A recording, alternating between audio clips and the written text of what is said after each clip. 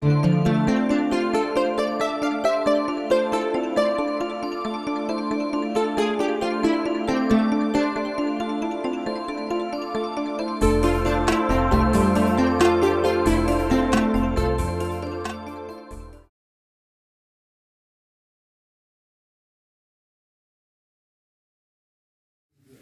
morning or afternoon. My name is Xavier Bailey. I'm the president of Manatee Tiger Bay.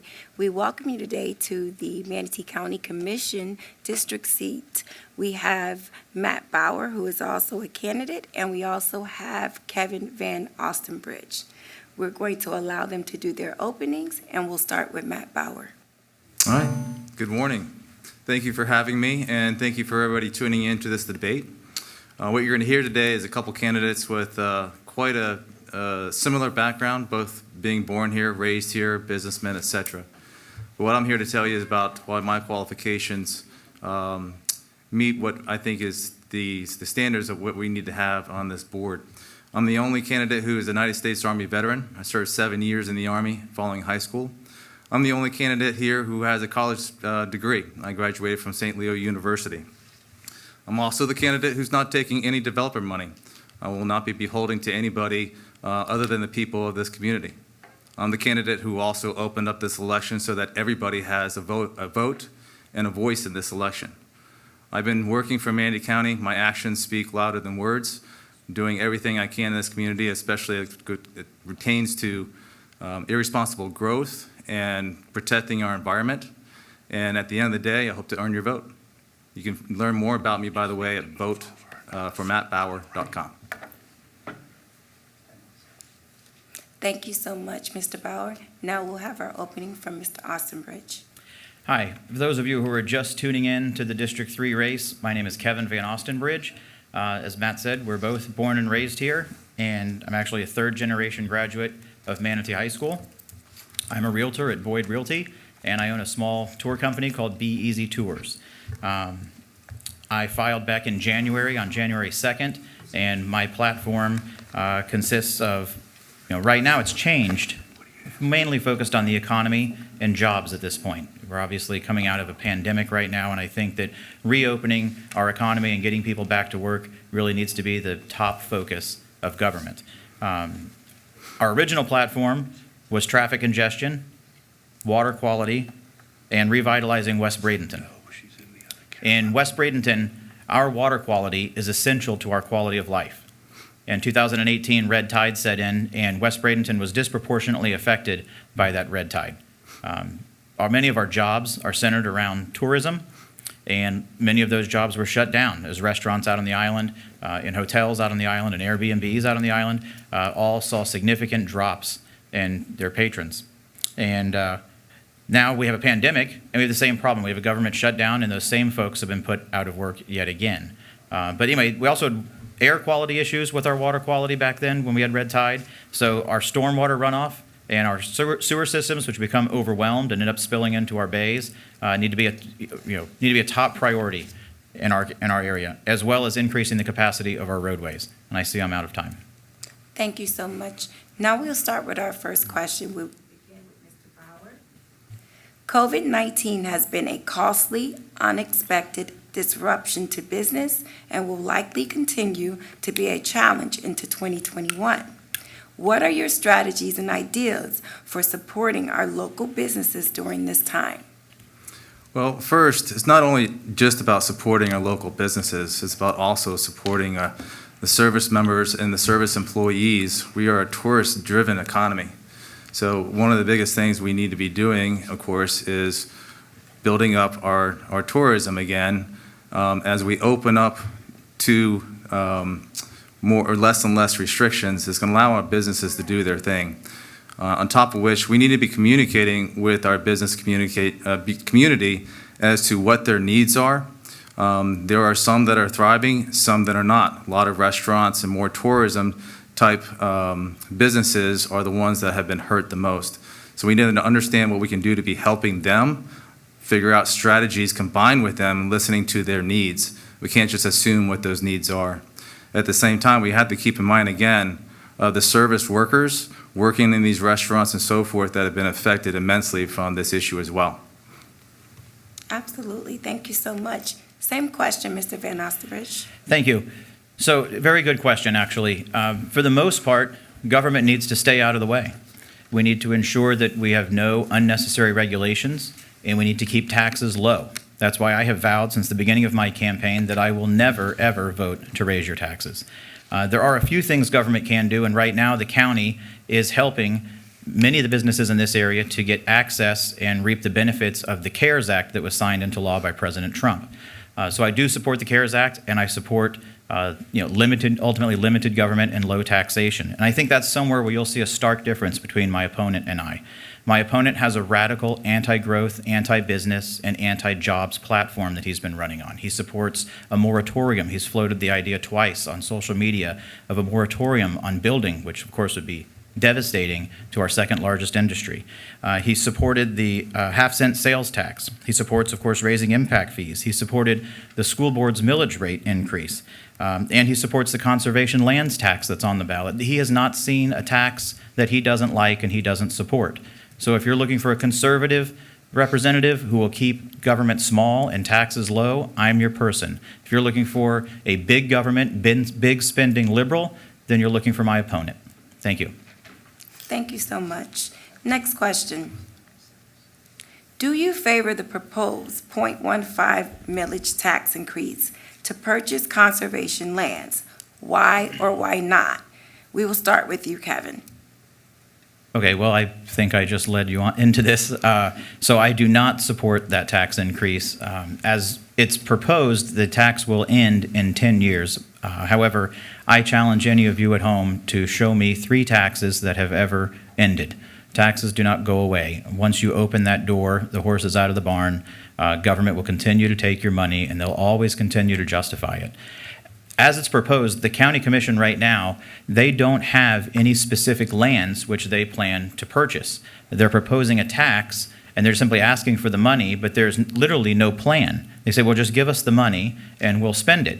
Well, of course they will. That's what government does. So, no, I do not support that tax. I don't support any tax increases. Thank you so much, Mr. Bauer. Same question. Well, what I commend the board of doing first is putting it up to the voice of the people to tell us what they think. At the end of the day, what makes Mandy County so great is the type of community that we have and the environment that we have that is unique to anything else. We had such a type of tax back in the day, and a direct result of that tax allowed us to purchase Robinson Preserve, which I think everybody in this community is well aware of. Robinson Preserve was on the books and was due to be developed as a golf course. A lot of people don't know that. So had we not had those funds as a result of such a tax, that we taxed ourselves, we decided to do that. It's not imposed on us. So if we can preserve more land for the benefit of this community, imagine having 2 or 3 more type of Robinson Preserves in Mandy County. Imagine what that's going to also do for our water qualities, having less runoff and so forth. So at the end of the day, people are going to voice what they believe that they want, and if they want to tax themselves so that more generations down the road can enjoy what we've been enjoying and have been seen depleting, then I think it can lead to really great things. The other side of the coin is a blank check scenario.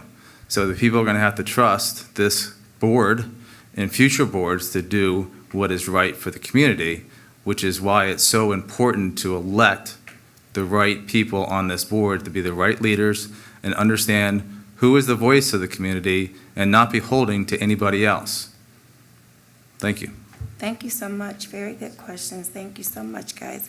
Do you favor increasing stormwater fee as proposed by the county commission a year ago? Why or why not? What is the difference between the prior proposed stormwater fee and the current 0.15 proposed tax? We'll start with you, Matt. Perfect. Well, this kind of dovetails into the concept of being painted as the anti-developer, anti-business. Not anti-development. I have a lot of friends in the development community. What I am is I'm about smart growth and responsible growth. And at the end of the day, we're having the stormwater issue because of irresponsible growth, leading to more runoff and floodings and so forth. I do not support the stormwater fee that's been proposed. What we have special districts around the community where runoff goes into. Each of these stormwater districts have unique problems. Some are larger than others. So a blanket tax across the community is unfair, is not something that I support. I do have a plan that addresses each individual districts, and it first needs to be laid out to those people within those communities to understand those unique needs, the costs associated with, and so forth. Thank you so much. Same question. Thank you. So we do have some trouble areas when it comes to stormwater runoff. There are some localized flooding problems that we have throughout our county, particularly in the older parts of the county, which does include disproportionately District 3. It also includes South County and some areas up in Palmetto, in the older parts of Palmetto. And we do need to fix those localized flooding areas. However, we don't need an endless tax on the books to fix what is a short-term fix. You know, we go in there, we fix it, it's a capital problem. We fix it one time, and then we're done. But the tax doesn't go away, as taxes tend to not do. So I am for allocating our existing funds, of which we have plenty. The Utilities Department alone is sitting on $160 million in reserves, and that's more than enough to go into these localized areas, Bowles Creek and some areas in West Bradenton and Western Palmetto, and go in there and fix these localized flooding problems so that they don't overwhelm the sewer system. And that is what's happening, is localized flooding, it ends up seeping into the sewer system. Sometimes residents are actually opening up the sewer line so that the water will go away and not flood their homes, which is, you know, their self-interest, I understand.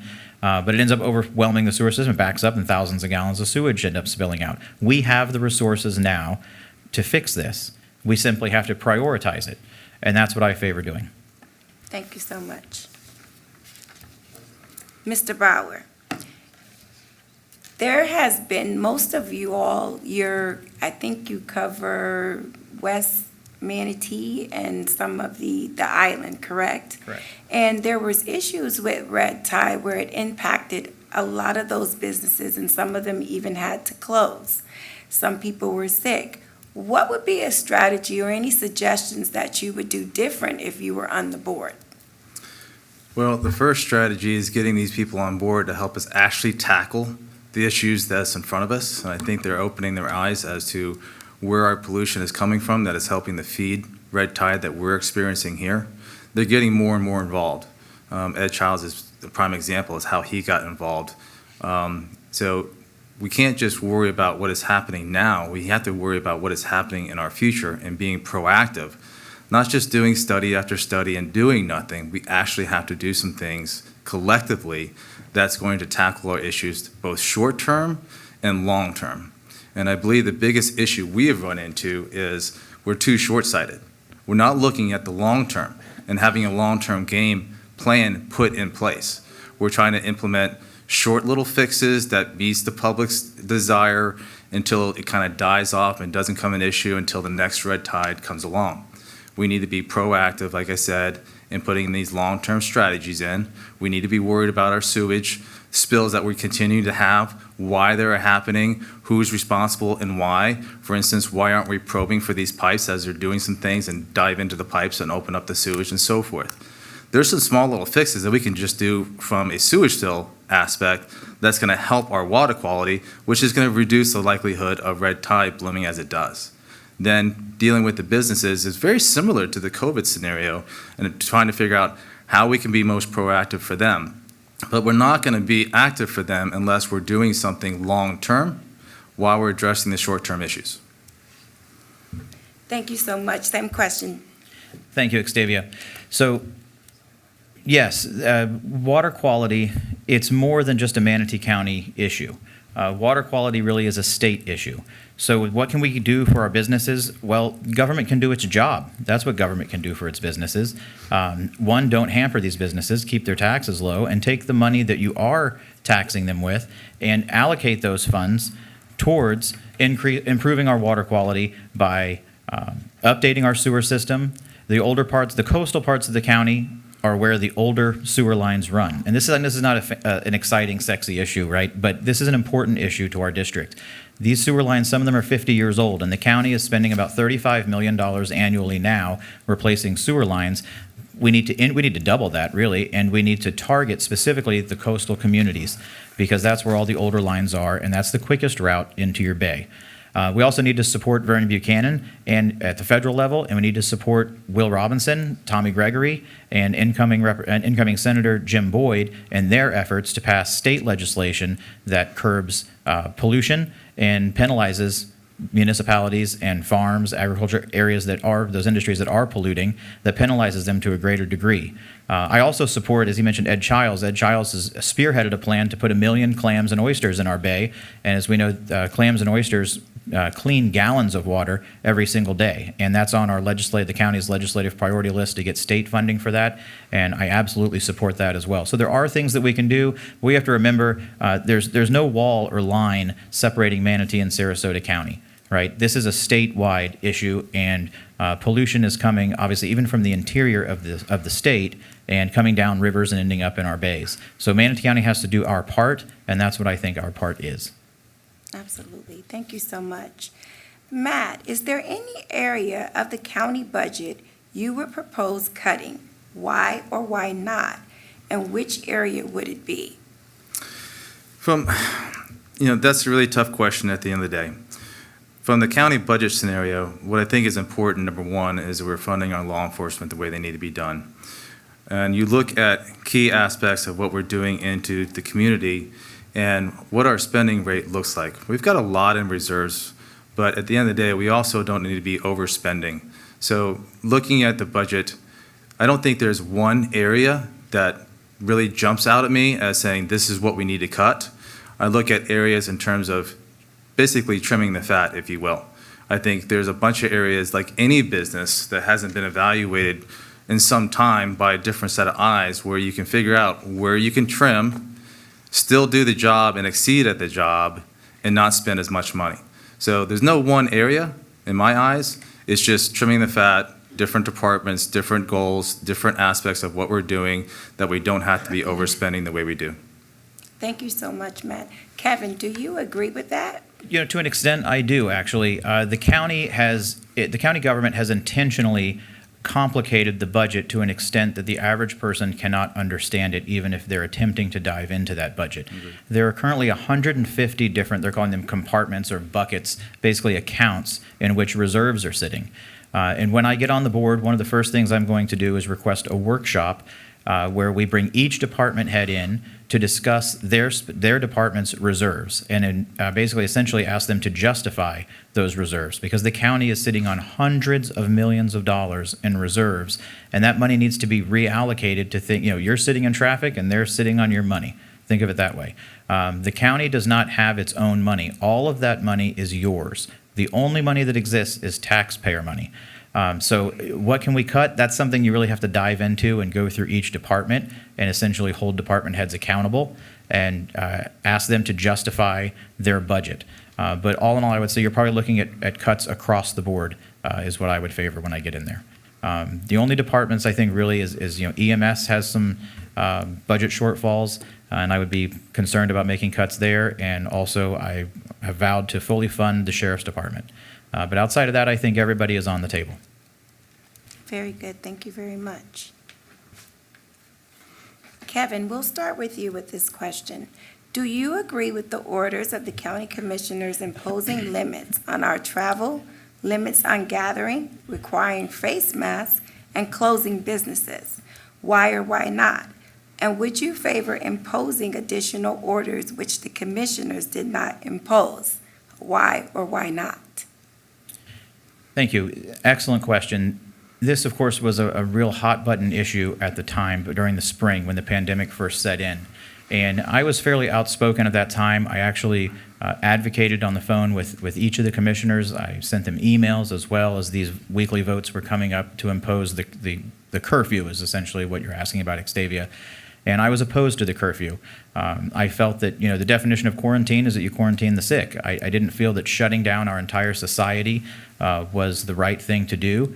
I encourage people who have a jeopardized immune system, of course, to stay home and protect themselves, so that they can stay healthy.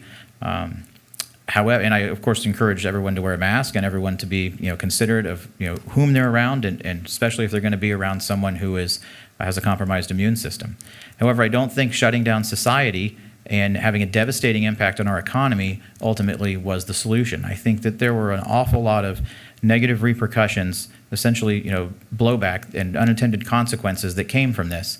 People lost their jobs. Literally by the tens of millions in this country, people lost their jobs and found themselves out of work. People who were able to independently provide for themselves and their families found themselves dependent on government.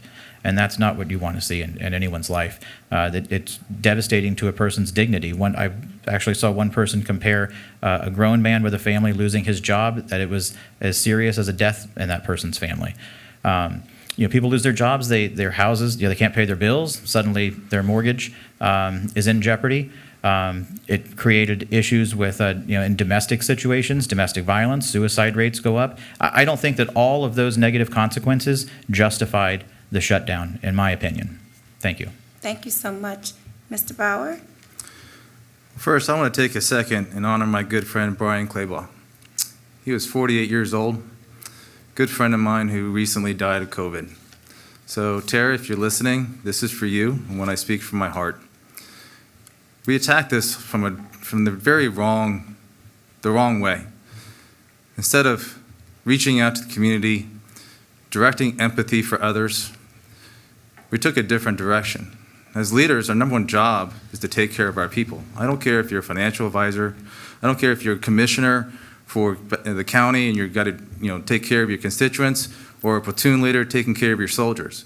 Your number one responsibility is to take care of your people and their safety and welfare. So instead of trying to tell people what to do and ramming things down their throat, we could have simply reached out for empathy, reached together as a society like we did over 9/11, and came together as a community. And that's where we went wrong, I believe. In terms of what the county needs to do or not do, first we need to follow the state mandates. That's kind of a given. I was not in favor of the curfew simply because it wasn't enforceable. So why are we going to try to ram something down somebody's throat again? It wasn't enforceable to begin with. Again, I look at things from a standpoint of, if we can do something to keep people safe, we should. Not because we have to, but what we should do. At the end of the day, that's where I am on that. And I would just simply promote safety for others, promote people to be thinking about each other instead of arguing with each other about what we should or shouldn't do. I think it's reasonable to ask what we can do as a community to keep each other safe until we come out the other side. Because remember, this is going to be temporary. It's a temporary, painful situation that have to make difficult decisions. But at the end of the day, we got to think about safety first, take care of our businesses, take care of our people, and move on from there. Thank you so much. Next question. Manatee County previously removed a Confederate monument from the courthouse lawn, and it is now broken in storage. Are you in favor of repairing and re-erecting it on public property, or do you have somewhere that you think it may go? Kevin? Thank you. This is something that at one point in time was a very hot issue within our county, and it has sort of, I disagree with the actions that the board took at that time.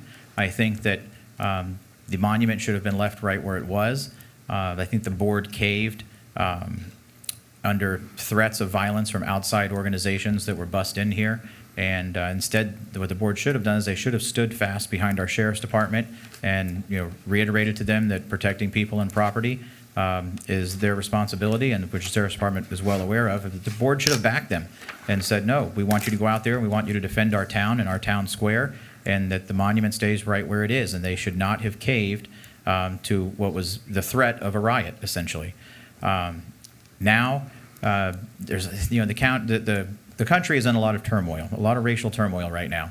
And ultimately, I would like to see the monument returned to the courthouse. I don't believe that right now is the appropriate timing, though. I worry that there would be too much civil unrest if we did that. And I think if we wait 6 months or a year, then we come around and we address that issue. But ultimately, yes, I would like to see it return to the steps of the courthouse. Thank you very much. Mr. Bauer, same question. That's the scenario that goes directly to our problem. It's not about the board caving. What it is about a board who has the inability to have empathy and speak directly with people and actually listen and take the time to listen without jumping to an immediate conclusion or immediate decision. The statute issue in our community was a really, really hot topic. And taking that statute overnight, I thought was an absolutely wrong thing to do. Whether people think it should stay there or not stay there, it shouldn't be done behind people's backs. That does not promote transparency within the community, and it further takes away from the trust that the community has with the board as a whole. The board could have chosen to take more time to keep talking with people on both sides of the situation and seeking out solutions that could have made everybody happy. We cannot forget about our past. We have to remember what our past represents, because if we forget, we're doomed to repeat those scenarios. And in many of those things, we don't want to repeat what our past has represented. So at the end of the day, what I bring to this board is an empathetic approach to everyone, regardless of what the issue is, and try to seek solutions. Settlements and compromise means nobody wins. But we forget that a lot. And I'm certain that there's a lot of smart people out there. We could have found a solution that might have fit into everybody's role and walked away more peacefully in that scenario. Yeah, I'd like to rebut that real quick, Xavier. It doesn't surprise me. My opponent is posing as a Republican, but the truth is he was a Democrat until 2016. And, you know, his true colors do show now and again. He supports a radical leftist agenda. And at our previous debate, he actually empathized with rioters when he was asked a similar question.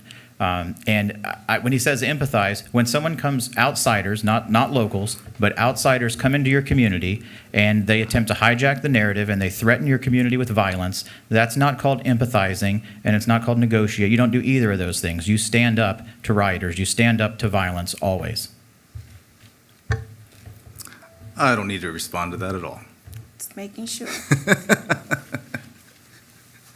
Now, staying on that maybe subject just a little bit, there has been a lot of conversation going around across the United States about defunding the police.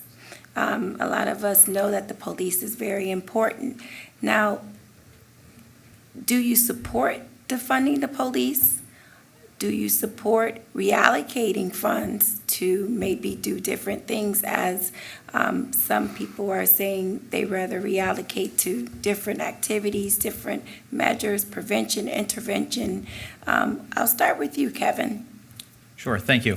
You know, Sheriff Wells was reelected without opposition. He is undoubtedly the most popular politician in this county. I am not about to go to and the Sheriff's Department is doing an outstanding job. I am not about to go to Sheriff Wells and tell him how to do his job. You know, Chief Melanie Bevins in the city of Bradenton, same exact thing. The city of Bradenton Police Department is in the best shape it's been since I can remember. So I have vowed to fully fund the Sheriff's Department, and I have the support. I'm the candidate who has the support of law enforcement in this race. I have been endorsed by former Sheriff Brad Stubbe, and I've also been endorsed by the men and women of law enforcement and the rank and file, and I've been endorsed by the Fraternal Order of Police. And that's because I stand behind them. I don't sympathize with violent rioters. I have their back, and I think that our Sheriff's Department is doing an excellent job. I'm not aware of any major shortcomings with our Sheriff's Department. I think Sheriff Wells is doing a fantastic job. If he sees that there are areas of reform that need to take place in the Sheriff's Department, I'd like to hear about it, and I would probably support his efforts. But as of right now, I support Sheriff Wells and the men and women of law enforcement. Mr. Bauer? I'm on board with a lot of what my opponent says. I think we're very lucky in this community to have Sheriff Wells at the helm. He's done an amazing job. He's done an amazing job taking over as Sheriff Stubbe. And at the end of the day, our law enforcement is doing everything that they should be doing. Now, that doesn't say that potentially we shouldn't be looking outside the box. to see if there's anything else besides the law enforcement aspect of keeping people safe that we could look at in terms of reducing crime. But the community doesn't need to forget that we have quite a few coalitions within this community that is helping us, for instance, combat drug use, heroin, meth, especially with our kids, the family coalition, the alcohol coalitions that we have in this community that maybe a lot of people don't know about, but they're doing a great job, especially with our youth and trying to keep them away from drugs and on a path, on the right path. And those kids helping to promote other kids to do the same. So at the end of the day, I don't support defunding the police in any fashion whatsoever. Again, I think Sheriff Wells has done an amazing job. My friends and family over at MSO is doing a fantastic job. My hat's off to them. They're on the front lines, and I would never do that. But I think Sheriff Wells is a very smart individual. I wouldn't categorize him as the most popular politician. He's the most politician that I know. But if he finds that there's some areas that he potentially can improve on, like the gentleman that he has at the helm at his community outreach, he's doing a great job, and he set the example doing that while he's in Palmetto as well. So that's where I'm at on that issue. Thank you so much. Next question. There has been many questions from some of the members about wanting to understand the various amount of money that may be contributed to campaigns from builders. First of all, we are growing. We need builders to grow. And the question is, just because you receive contribution from builders, do you feel that that person or candidate will be ran by or be controlled by the builders? Or do you think it could be a positive relationship in any way? Kevin. Thank you.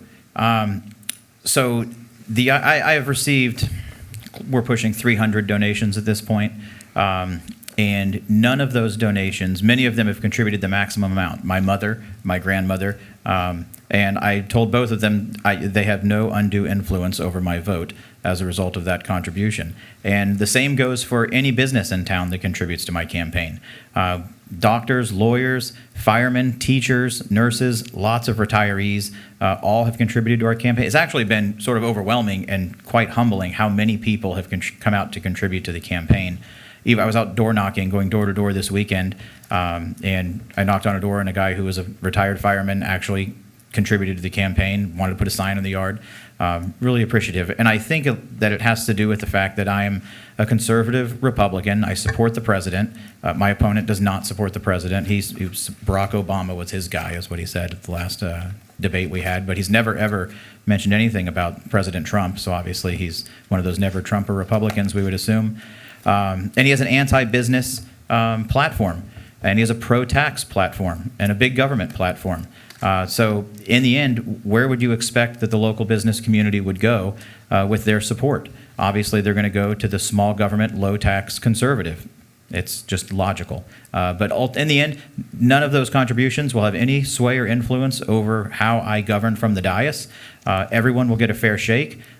Anyone can call me, whether it's a big business owner in town or the average citizen. My phone number is 941-962-5202. You can call me, you can text me. I am happy to speak with any resident in town and hear what you have to say and get your opinion on the issues. Hopefully that answers your question. Thank you so much. Mr. Bauer? Well, you can paint me any way you want, but I'm not sure if I actually heard an answer there. At the end of the day, I don't people think are I could have been smarting more up. clear. I People said are straight smarting up that If we're no going one's to- donation guys, has any influence over my vote, period. I don't know how much more clear I can be. Okay. Just Well, there you have remember that we're being very respectful to each other, and if you would like to rebut, I will also allow you those Sure. 30 seconds. Respect includes honesty. Absolutely. There you Mr. go. Bauer, you're up. So, I think it's disingenuous to think if a large sum of money comes to you, that you're not going to have some bias. From the financial world, you don't buy a stock for dividends and don't expect any dividends. People are smarting up, and that's why I think we have a good chance of winning this election. People understand what development has done in this community and why the developers pour so much money into specific candidates. You don't put that kind of money, $100,000 and more, into a person and not expect anything. These are smart business people. And I suppose if I was in their shoes, I'd probably do the same thing. From a business perspective, it's really, really good in Manatee County. So when somebody's on the board, like myself or Kevin, and we want to tackle traffic issues, like certificate of service rules that we have that lend itself to developers and not to the taxpayers of this community, who's going to impose or bring up the idea of changing those rules so that growth actually pays for itself? That actually might mean, yes, a few extra dollars out of the big developer's pocket. That is possible. But it's also less dollars out of the tax of the community. So, whether he will or whether he not, that's up for you to believe. But if you look at the history of our candidates on this board, who continue to provide special approvals and then at the same time cry that they have to follow the code, well, guess what? There's some changes to the code if they want to make a change that they could propose, but they don't. They just use the rules as a defense mechanism, as a shield in driving forward. So at the end of the day, it's up to the people to decide whether or not it's an influence or not an influence. I like to rebut that. Thank you. So I made my position very clear that no contribution of any amount. By the way, the largest contributor up to this point is the Association of Realtors, with whom I am a member. I assume that they're thinking the same way all the other businesses in town are thinking. They're thinking that my opponent has a radical left-wing, pro-tax, big government agenda. He is radically anti-growth, which means anti-jobs. He has proposed twice a moratorium on building in this county. If you think back to 2008, we had a market-imposed moratorium on building. And what happened? People lost their jobs, people lost their houses, some lost their families. It was a terrible thing. So obviously they're going to choose me. And when it comes, it concerns me that he is so convinced. First of all, don't compare me to a bunch of rhinos on the county commission and their voting records. But secondly, it concerns me that he is so concerned that a big donation will influence him. Joe McClash has contributed like 20% of his campaign money. He's received money from the Sierra Club. If that's not a special interest, I don't know what is. I guess you're owned and beholden to Joe McClash and Sierra Club at this point, which are obviously left-wing people and entities. But absolutely not. I'm beholden to absolutely nobody. Mr. Bauer, do you want to rebut that? Do you have anything to say? He made my argument for me. Thanks. Okay. All right. So let's talk about growth. Growth is moving very, very fast in Manatee County. Some feel like this is not a bad thing, but we also have to look at infrastructure of our roads and making sure that we can get from A to B. What would be some of your suggestions working with developers to see how we can get this done? Kevin. So, first of all, when it comes to growth, we want growth. We want to be part of a growing community, right? Lou Holtz famously said that his team was like a person or a relationship or a business. And I would say a community falls in there as well. We're like a relationship or a person. You're either growing or you're dying. It's one or the other. The status quo is just absolutely paper thin and almost impossible to maintain. So I want to be part of a growing community. Manatee County is a growing community outside of a pandemic, a global pandemic. Unemployment is virtually zero. The sun's shining. It's beautiful. We have beaches. It's a wonderful place to live. So far the taxes are low because we continue to vote in conservative representation. And people are moving here to Florida. 1,000 people a day are moving into Florida because of how great this place is. The example of a dying community would be, I would tell you, well, go to New York City and see the violence that's taking place in New York City and the government overreach, or go to Flint, Michigan. That would be another example of a dying community. I don't want to be Flint, Michigan. I want this to be Manatee County. I would like to diversify our economy a little bit, but what we need to do is we need to allocate funds to keep up with the growing demand for infrastructure. The county government cannot close the exits at I-75 and say that no one else is allowed to move here. It doesn't work that way. You're bound by state laws. Even though my opponent wants a moratorium, that's not a possibility. People are going to move here, and hopefully we'll be a welcoming community, and hopefully we will profit off of that, off of those people moving here. We need to make sure, obviously, that we are making sure that our roads and our sewers are keeping up with that demand, and we need a new landfill. We need to make sure that keeps up with the demand as well.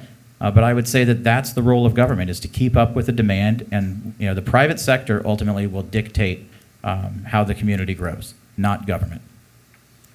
Thank you, Kevin. Matt? All right. Growth is an issue, and growth is necessary. There's one thing in just growing, and not being responsible about it, and it's another thing about actual responsible growth. Prime example of irresponsible growth is Longbar Point that I fought on for years, since 2013. Its irresponsibility was trying to cut out all the mangroves and harm our shoreline and the environmental impacts that it was going to have. I was the first person in that meeting to say, this is Carlos Bruce's property. If he wants to build, guess what? That's his right to do so. On the other hand, it's not his right to take out all these mangroves and do all the things that he wanted to do that was not compliant with the comprehensive code. Think about Carlos Bruce's new development in South Manatee recently, built on 96% of the floodplain. Irresponsible. There's plenty of responsible building, but growth isn't paying for itself. And I always go back to the very simple answer on certificate of service as it relates to traffic. Use that example because you line up 4 different developments together and they don't have to account for each other's total traffic impact, just their individual one, not taking account for those other ones that are coming into play. Thus, they're kind of getting a break on what their impacts really are. The impacts on schools. If the school district is full at capacity, well, these developments can branch out to different service areas that are capacity. Now, that's more of a legislative thing and not a state thing or a local thing. But there's some simple things that we can do to attract to that growth that actually paying for itself and not coming out of the taxpayers' dollars, like us wanting them to pay for stormwater facility fees. That's a direct result of irresponsible growth and growth not paying for itself. Yes, you have 30 seconds. Thank you. So when homes are built, if the impact fees of those homes don't pay for every single road that's right in that area and every single nickel of sewer line that has to be run to that area, does that mean that growth has not paid for itself? Do we take into account the strip mall that will be built there for grocery stores and for all the retail outlets that will be in that location, all of the restaurants, all of the jobs that will be created by the businesses that come into town to service the residents that live in those new homes? Is any of that taken into consideration, any of that revenue? And that's long-term permanent revenue coming into the county, whether it's actual sales tax or if it's property tax. Is any of that taken into consideration? And I do want to protect our environment. I agree with Matt on that. Matt seems to be a bit of a single-issue candidate when it comes to stopping growth and stopping development. He mainly says it's because of his concern for the environment, and I respect that. I would respect it more if he walked the walk and didn't just talk the talk.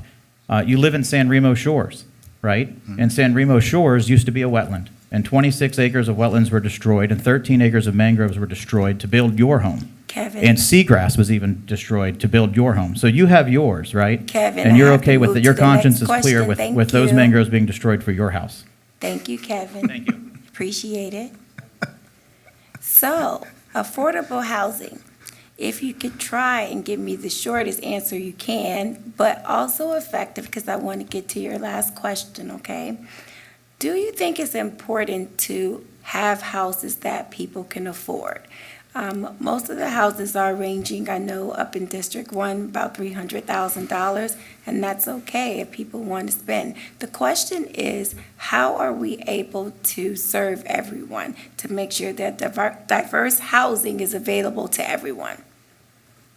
You're starting with me? Absolutely. Well, excellent. You're on a roll. Well, I'm a realtor, so this falls right into my wheelhouse, doesn't it? Absolutely, I believe that a community should be able to house all of its residents. When you talk to businesses, one of the first things they'll tell you is a big challenge they have is finding housing for their employees. They have employees with literally nowhere that they can afford to live. And The average cost of a home in Manatee County is up over $300,000, and that puts the American dream out of reach for many of our residents, actually. So what can the government do? Well, for the most part, the government needs to stay out of the way, and they need to make things easier. So right now, we have very high taxes, we have high impact fees, and we have fairly restrictive zoning, especially in our urban core. So I would like to see the county relax a lot of the zoning in the urban core and increase density in that area. Even in some areas, relaxing things like the parking space requirements for some of the apartment complexes that go into these areas. A lot of people can't afford a house and a car, so they don't need a parking space, and a parking space adds significantly to the cost of an apartment. So for the most part, I think that the government needs to stay out of the way. They need to lower taxes, they increase the density in the urban core, and also we have a beautiful place to live here. We have a beautiful community, and I would like to see Manatee County be more aggressive about finding, the builders of affordable homes and affordable communities nationally, courting them, bringing them here, showing them around this area. We have transit, we have jobs, certainly in tourism and in growth, we have jobs in both of those industries. So, bring those folks here, show them what a beautiful community we have and what a business-friendly environment we are. Thank you. Thank you so much. Great answer, Matt. Affordable housing is a real issue for us, and it's something we need to take seriously. We have an area, for instance, let's talk about like our EMS workers. A lot of our EMS workers can't even live in Manatee County. They have to travel in from other places where they can afford. Talk about our tourist industry workers, our servers and bartenders and people that work within all kinds of tourist industry things. They can't afford to live in Manatee County either. We do need to work with our developers, give them incentives that will allow them to bring in and help build more affordable housing. We need to continue to communicate with our community as to our needs, because sometimes we run into issues, I've seen it on the board, where a particular community doesn't want to see, quote, affordable housing near them. All these things can be good things for our entire community, and we just need to continue to communicate with them. We need to continue to work with other organizations, Habitat for Humanity. Our veterans are a large issue with affordable housing as well. So we can do more if we choose to do so, but we need to do it on a collective way. We need to be working with our developers no matter what. That's a must. I don't think we need to go outside of Manatee County or Sarasota County. We can keep this all local. We can make it so that everybody wins. And that's what we need to work on and find those solutions. Everybody wins, keep it local. Thank you so much. As we close for your last question, it's not necessarily a question either. Separate yourself from your opponent. What makes you the best candidate to be put or elected by the constituents for District 3? You want to? We're going to start with Kevin. Okay. 1 minute, please. Thank you. I am the best candidate to serve District 3. I'm like him, I'm born and raised here, but I guess there's a lot of similarities between the two of us. I guess what really sets us apart would be our ethics and our principles and our conscience. I have a very good name in this town. I have an excellent reputation in this town, and I've worked hard to earn that. And so you know that you'll get an honest, good, reputable person when you elect me. That's not always the case with my opponent. Actually, in 2011, there was a Florida Supreme Court case that involved my opponent in a law firm of which he was the COO, the Chief Operating Officer, and they were found guilty on multiple accounts of Florida bar violations, and that included my opponent taking illicit payments as a result of essentially hurting the victims of DUI accidents to his personal injury firm. He even formed a shell company in order to take those payments so they wouldn't be considered kickbacks. I find it ironic that he's up here accusing me of corruption with baseless allegations with no evidence whatsoever, when in fact he's the one who was guilty of receiving illicit payments for his actions when he was in a position of power. So those drunk driving victims were solicited essentially illegally. The Florida Supreme Court ruled on it. He was called the agent of that whole scheme. And he was the COO of that firm. In his own words, he was responsible for every aspect of that firm. So I'd say that ethics and honesty and accountability would be the difference between the two of us. Thank you so much, Mr. Bauer. So I'll tack on a little time just to rebut. So I'm glad he brought that up. Because had he done his homework, he would actually found out at the end of the day, it's actually a good news story. I don't have any problem talking about that scenario where, unfortunately, my ex-boss, he was suspended from practicing law for 30 days because we helped out a client who was getting ready to be kicked out of his home, helping him bridge the gap between that point in time and reaching his settlement that he needed. From a violation of the bar, that was it, and he openly admitted it, took the pain, and said he wouldn't have changed his mind otherwise because it was the right thing to do for this gentleman. On top of which, of course, now the competitors come into play and so forth. So what he didn't learn, and he didn't research, was the fact that all these complaints and all this other allegations and stuff was litigated, 3, 4, 5 years.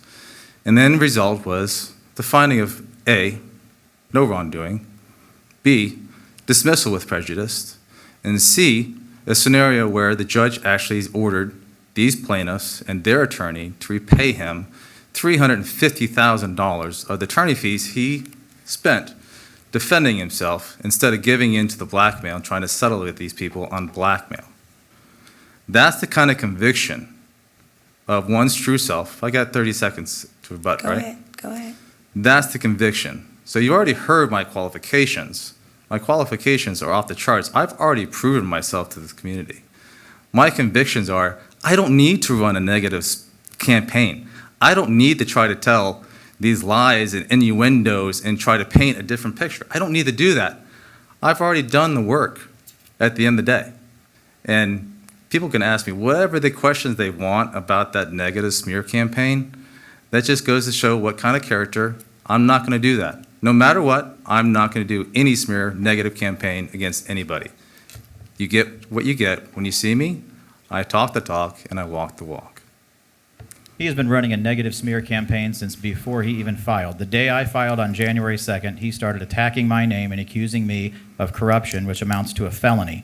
And he's been doing it since the day he filed. If you want to know if he's a liar, you just heard it out of his mouth right now.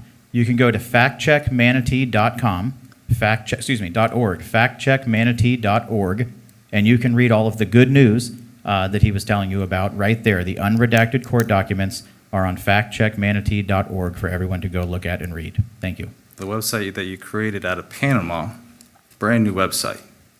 It's filled with Congratulations. facts. It's filled with facts, not baseless innuendo. Okay. I could do this all day with you guys.